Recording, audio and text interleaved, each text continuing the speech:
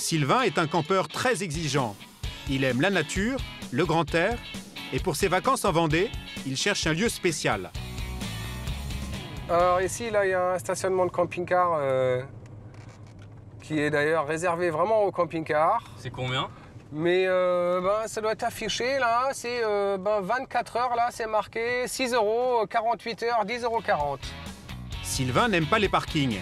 Il n'aime pas la foule des campings non plus. Quand il dresse sa tente, il cherche des lieux insolites. Moi je préfère vraiment la liberté ici d'aller dans la nature, des endroits qui sont beaucoup plus privilégiés parce que regardez là, un endroit comme ça, là, on pourrait se garer ici si on voulait. Mais le camping sauvage, c'est interdit par la loi. On n'a pas le droit de planter sa tente n'importe où. Alors, comment fait-il? C'est super beau, il fait beau. Pour emmener sa fille en vacances avec lui, Sylvain a trouvé la solution miracle. Elle se trouve sur le toit de sa voiture. On attrape l'échelle. On déplie. Oui, tu mets de l'autre côté. Impeccable. En 30 secondes, j'ai mon lit qui est prêt. Et comme vous voyez, les matelas sont déjà dedans. Les sacs de couchage sont déjà à l'intérieur aussi. Voilà. Cela fait 4 ans que Sylvain et sa fille ont choisi ce mode de camping. Et apparemment, ça leur réussit bien. C'est sympa, hein? C'est plus roots, quoi. C'est quelque chose qui vous permet de changer rapidement d'endroit et d'être jamais embêté. Voilà.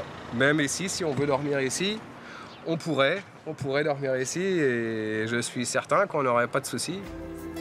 En France, aucune loi n'interdit de dormir sur le toit de sa voiture. Et Sylvain en a bien profité.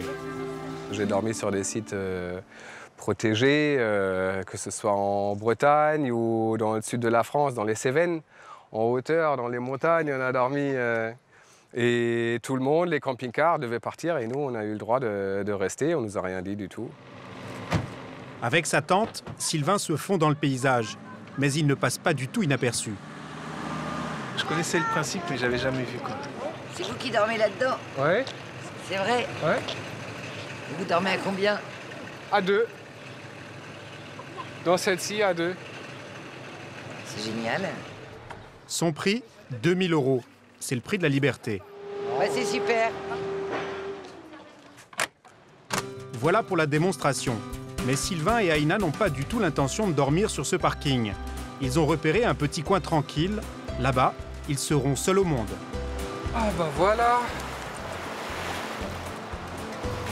Ah, on entend la mer. Une plage publique, Sylvain a le droit de cigarer tant qu'il reste en bordure. On va être bien là. Un jus. Saucisson, Aïna. Et une salade. Sylvain a tout prévu. Et pour ce tête-à-tête avec vue imprenable, c'est gratuit. C'est pas donné à tout le monde de pouvoir dormir aussi proche à la mer, là.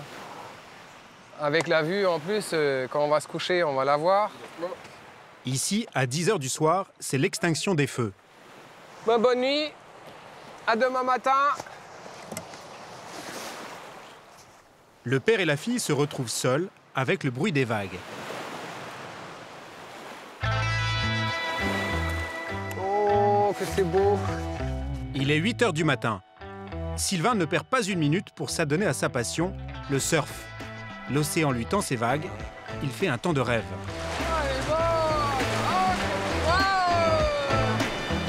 Comme Sylvain, ils sont plusieurs millions en France à faire du camping. Mais plus n'importe lequel. L'âge d'or des caravanes et des tentes alignées semble avoir fait long feu. Les campeurs d'aujourd'hui sont en quête d'insolites, de nouveautés et de plus de confort. Tu dégonfles un peu. Là, c'est un petit peu mou.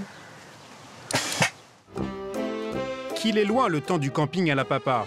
Souvenez-vous, c'était les années 30 et les congés payés.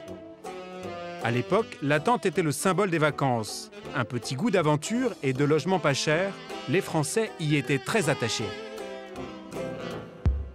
80 ans plus tard, le camping a toujours la cote. 6 millions de Français le pratiquent régulièrement. Ce qui a changé, ce sont les tentes. Coup de pompe, et voilà. Elles sont devenues gonflables ou dépliables, bref, adaptées à chacun. En France, 600 000 tentes sont vendues chaque année. Mais la plus grande révolution a commencé ici, dans les rayons de ce magasin de sport, avec la fameuse tente 2 secondes, qui se déplie toute seule. Elle est produite en Asie depuis 2005. Avec son prix imbattable, elle a raflé le marché.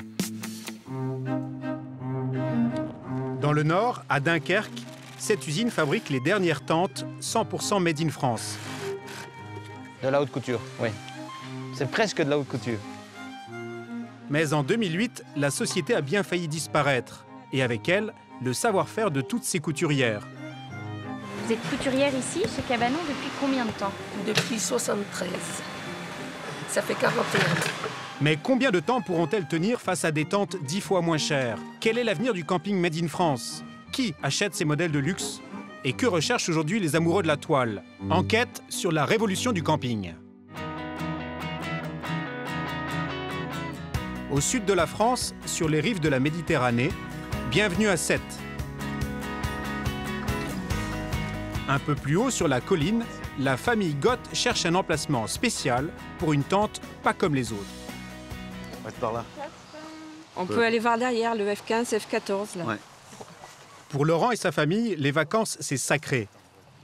Et ce n'est pas parce qu'ils dorment sous une tente qu'ils doivent renoncer à leur petit confort. Pour eux, camping rime avec cocooning. Ça, c'est la tente. Pour le montage, chacun connaît son rôle. Maillet en main, des sardines pour la tente, tout est parfaitement orchestré. Et au bout de 30 minutes, Tiens, j'en ai un. voilà le résultat. On peut se tenir debout, on peut manger à l'intérieur. On peut cuisiner. On peut cuisiner debout, on n'est pas coincé. Bon, il y a une grande ouverture ici qui nous permet justement de vivre dehors. Et c'est ce qu'on aime, quoi, c'est ce qu'on recherche. Reste le plus important, l'aménagement intérieur. Une véritable penderie, un frigo que Laurent ajuste avec un niveau à bulles, et pour un sommeil parfait, ce matelas modulable. Tu dégonfles un peu. Ouais. Encore.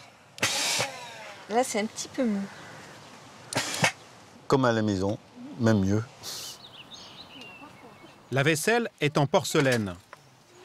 Et pour s'éclairer quand la nuit tombe, on oublie les bougies et la lampe torche, place à l'électricité. Au final, c'est comme dans un studio équipé, mais ça coûte bien moins cher. Ma tente, donc, elle m'a coûté 900 € et j'ai 1000 € à peu près de frais réchaud, cafetière et autres. Tout juste installée, la famille profite de sa résidence secondaire. Attiré par l'odeur des saucisses, un couple de voisins vient faire connaissance. Oui, vous êtes bien équipés. Ces voisins sont venus en camping-car. Pour eux, une tente, c'est qu'un morceau de toile tendu sur des piquets. Ils vont être surpris. Bah, c'est comme une télécommande de lit en fait. Voilà, mais c'est pareil. Ah ouais, faites voir un peu ce que c'est en dessous. On met plus ferme ou moins ferme. Laurent est très fier de dévoiler tous ces petits appareils. Vous éteignez. C'est la première fois que je vois ça. Vous savez, nous, la dernière tente qu'on a eue, ça remonte à plus de 30 ans. Et ça a bien évolué, franchement. Ah oui, franchement, tu vois, du camping comme ça me dérangerait pas d'en refaire. Mais d'où vient cette tente qui change la vie des campeurs? Comment est-elle fabriquée? Pour en savoir plus, il faut se rendre à l'autre bout de la France, à Dunkerque, dans le Nord. C'est cette usine qui les produit. 10 000 mètres carrés, 70 salariés, vous êtes chez Cabanon. Ici, on fait des tentes 100% françaises. Vous êtes couturière ici, chez Cabanon, depuis combien de temps? Depuis 73. Ça fait 41 ans. Pour faire face à la concurrence, cette usine a tout misé sur un credo, la qualité. Tout est fait à la main, et les toiles sont en coton. Là-dessus, Pierre Cérulus, son directeur, se montre intransigeant. Au niveau toucher, au niveau étanchéité, ça a des propriétés du fait que c'est un matériau naturel. On n'a pas de problème de fuite. Ça respire, c'est un matériau qui respire naturellement. Les tentes bon marché fabriquées en Asie sont en polyester. C'est 4 fois moins cher et bien sûr, ça cartonne. En 10 ans, elles ont raflé 80% du marché. Ici, chez Cabanon, les ouvriers fabriquent des tentes de luxe. Cédric a 40 ans de maison. Avec son œil de lynx, il traque la moindre imperfection. Ça, c'est un fil noir. On appelle ça un fil étranger, disons. Donc ça, c'est un défaut d'aspect, mais ça passe pas. Parce que le client, quand il voit ça, il dit que c'est pas beau. Avant d'être plantée, chaque toile de tente subit des tests. Au fond de l'usine, voici le laboratoire. Ici, pas de technologie, pas de blouse blanche, mais là encore, c'est très artisanal. Une vraie méthode maison. Premier test, la résistance à la moisissure. Ici, vous avez un bac qui est en fait, c'est de la terre remplie d'eau. Et là-dedans sont enfouies des pièces de tissu qu'on laisse en général 3 semaines. Et après 3 semaines, on regarde s'il y a des taches de moisissure. Ensuite, l'imperméabilité. Ici, on lutte contre le pire ennemi du campeur, la pluie. En fait, ce qu'on fait, c'est qu'on observe ici, en dessous, à partir de quand la première goutte tombe dans le seau. Mais sur ces tissus-là, c'est de l'ordre de 30 minutes, donc où ça tombe ou jamais. En 2008, c'est l'usine qui a failli prendre l'eau face à la concurrence des tentes bon marché. Mais grâce à un nouveau repreneur qui a réorganisé l'entreprise, mieux géré les coûts et joué à 100% le label Made in France, les ventes ont repris. Nous sommes les derniers à faire de la tente de façon industrielle en France. Il y a quelques artisans, mais à cette échelle, à l'échelle où nous travaillons, on est les seuls à encore fabriquer en France. Pour sauver cette entreprise du nord de la France, tout le monde s'est mobilisé. C'est le cas notamment de ce groupe d'étudiants en design. Pendant 4 mois, ils ont planché bénévolement sur la tente de demain. La tente de demain, c'est la tente qu'on a envie d'installer même dans son jardin et avoir l'impression d'être sur la planète Mars. C'est la tente qui est facile à monter, il pleut, c'est pas grave, on la monte, ça prend 5 minutes et on est dans un rêve, on est dans notre bulle. La tente bulle de demain, c'est celle-là. Elle pourrait bien inspirer ce fabricant de tentes. Sur la chaîne de production, les ouvrières, elles aussi, se sont mobilisées. Chaque jour, c'est le même rituel. Elles se réunissent pour essayer d'améliorer leur cadence de travail. Comme la table, elle est pas... Nous, ça tombe devant, ça s'écarte. Il faut toujours tirer. Aujourd'hui, c'est la table de travail de cette couturière qui ralentit son rythme de production. Il y avait une façon de placer ses bras par rapport à la hauteur de la table. Vous vous dites que vous aimez bien avoir vos bras qui sont dans le prolongement du travail pour éviter d'avoir les bras en l'air. Voilà. Et Fabienne avait une autre méthode de travail qui était d'avoir les bras un peu plus élevés. Chacun sa façon. On implique les gens du terrain dans l'amélioration de la qualité. Donc ça fait partie de ce que nous on appelle notre projet dynamique, qui est en fait l'engagement de tous les ouvriers et tous nos collaborateurs dans l'amélioration de la qualité. En 2014, cette usine a renoué avec la croissance. Elle a écoulé 5000 tentes. Mais elles sont chères. Les entrées de gamme sont à 400 €. C'est 10 fois plus cher que les concurrentes asiatiques. Mais alors, comment font-ils pour les vendre? Et à qui? Là encore, la maison Cabanon a sa botte secrète. Voici Xavier Lamouille. C'est le numéro 2 de l'entreprise. Et lui, il va chercher ses clients là où ils se trouvent, c'est-à-dire sous la tente. Ici, le marketing, c'est du terrain. C'est parti! Ce week-end, c'est ici, près de la Loire, qu'il se rend. Ils sont une vingtaine de campeurs à se retrouver. Tous sont des clients de Cabanon. Et voilà. Xavier offre le vin, le saucisson et une visite gratuite de ses derniers modèles. On appelle ça un showroom en plein air. On cherche toute manifestation aujourd'hui qui nous permet d'être visible un peu partout dans la France. Donc c'est pour ça qu'on a répondu évidemment favorablement à cette initiative. Parmi les présents, nous retrouvons Laurent, le campeur avec son matelas gonflable. Il est venu avec sa femme et ça tombe bien. Ils aimeraient bien changer de tente. Bonjour. Bonjour. Ça allez bien? Oui. Alors, vous vouliez voir la Biscaya? Oui. Laurent avait repéré ce modèle sur Internet. Alors, je vous laisse la découvrir. Il fait 25 mètres carrés, soit 5 de plus que la sienne. Mais il coûte aussi 1 000 € de plus. Il faut dire qu'il y a pas mal d'innovations. Ah ouais, c'est pas mal ça. Une moustiquaire à l'entrée et une chambre modulable. Si vous êtes nombreux, donc vous avez 3 chambres. 3 chambres spacieuses au lieu de 2 avec cette nouveauté. Un voilage sombre pour tamiser la lumière matinale. Pour lui, chaque détail compte. Ce qui manque dans la nôtre. C'est les petites poches pour mettre ses affaires le soir. Les lunettes ou la lampe de poche. Ouais.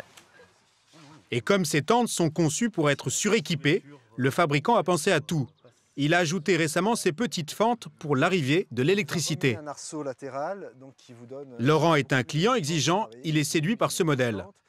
Ça nous permettait de voir les tentes cabanons en vrai, de visu, les toucher, vous voyez, de regarder comment les finitions, les petites choses comme ça, parce qu'on ne va pas mettre plus de 2 000 € sans voir le matériel. Pour moi, c'est inconcevable, quoi.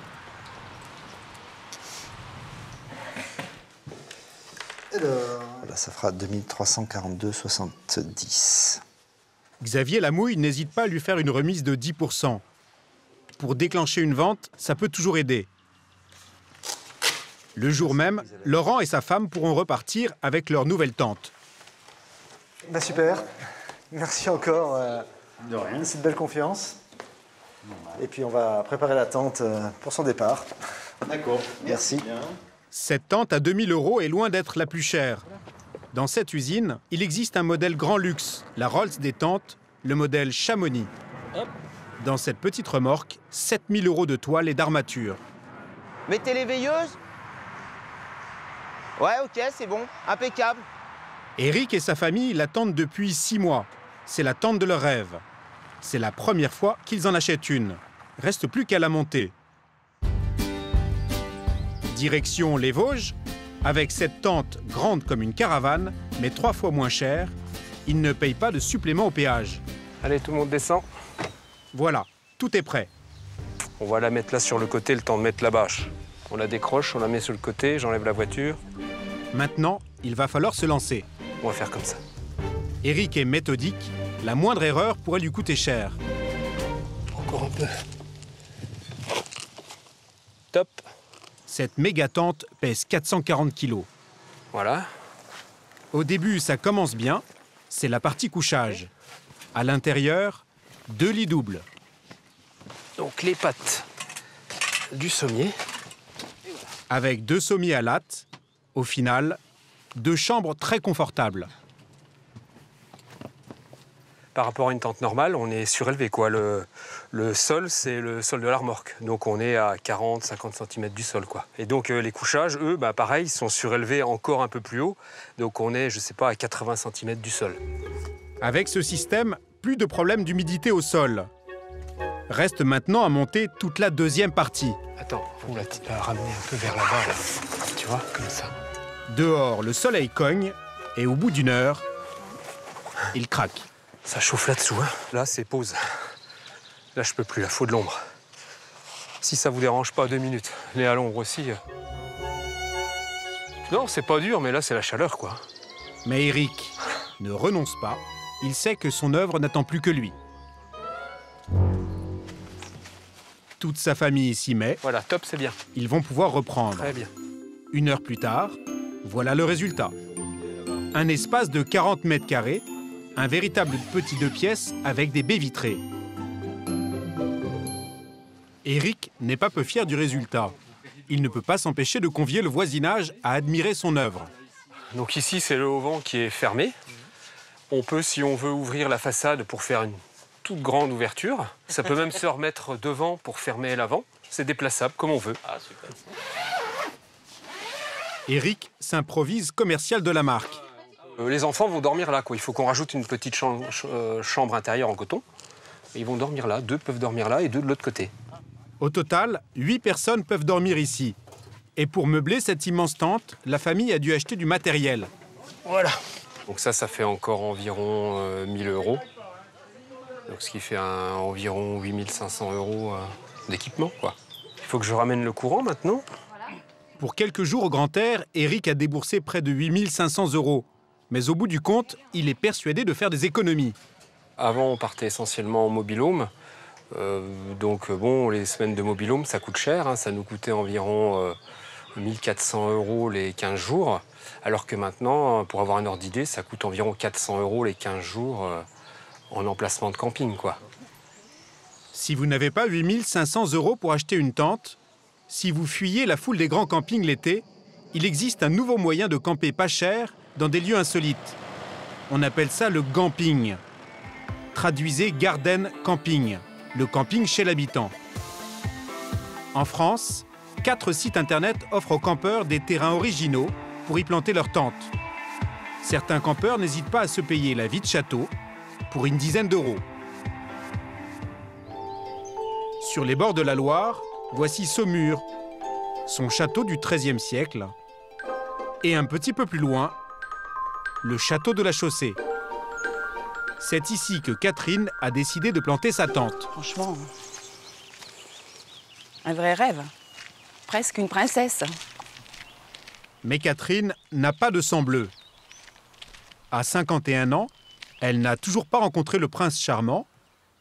Et sa suite, la voici. Bien calée dans son fauteuil, pour ce petit coin d'herbe tendre, Catherine ne paye que 12 € par jour. Et à côté, ses appartements. C'est le grand luxe, l'hôtel 5 étoiles, duvet super chaud, une petite couverture parce qu'il a quand même fait 15 degrés cette nuit. Hein, donc il y a 2 petites heures un petit peu fraîches, mais voilà. Mais ça va, ça le fait. Catherine est très attachée à son petit confort. Et quand sonne l'heure du réveil, c'est dans la galerie du château qu'elle est reçue pour le petit déjeuner. Sur sa trottinette, c'est la châtelaine. Elle s'appelle Christine, elle est sur tous les fronts. Les réservations, le ménage et le petit déjeuner, c'est aussi elle qui s'en occupe. Bonjour Christine, ça va bien? Oui, vous avez bien dormi? Bien, super, magnifique, vraiment le parc tranquille, les petits oiseaux. J'ai dormi comme un bébé. Là, c'est la salle de petit déjeuner. Et dans la galerie du château, le petit déjeuner de madame est servi. Oh, un vrai rêve de princesse. Oh, c'est magnifique. Pour 6 € de plus, la campeuse a droit à un breakfast de rêve en tête-à-tête avec la châtelaine. La loi permet à Christine d'accueillir jusqu'à 6 tentes dans son jardin, sans permis d'aménager. Pour Catherine la campeuse, c'est tout bénef. Ce matin, elle peut même suivre une petite visite guidée. Ça te dérange pas de me faire visiter non. ton super château? Tu veux commencer par quoi, le rez-de-chaussée? Et puis quelques chambres? Oui, oui, okay. allez, ça te dérange pas, c'est sûr? Non, viens, j'ai du temps. Christine a acheté ce château en 2001. Grâce aux campeurs de passage, elle a pu payer une partie des restaurations. Et aujourd'hui, 13 ans plus tard, voici le résultat. Un salon aménagé et au premier étage, 5 chambres parfaitement restaurées. Ça vous fait pas regretter la tente Ah, la tente, oh. Non, une chambre toute seule, non. Non, elles font trop rêver, il me faut le prince charmant, là. En attendant le prince charmant, Catherine ne voyage pas tout à fait seule. Il s'appelle Clapotis. Mais oui, le voilà. C'est son poisson de compagnie. Son premier voyage en camping, si je puis dire. Je ne sais pas s'il survivra, mais c'est un test, hein, tant pis. Le verre posé dans un coin d'herbe, Catherine profite d'un parc de 9 hectares pour seulement 12 €. C'est 2 fois moins cher que dans un camping traditionnel et les voisins en moins.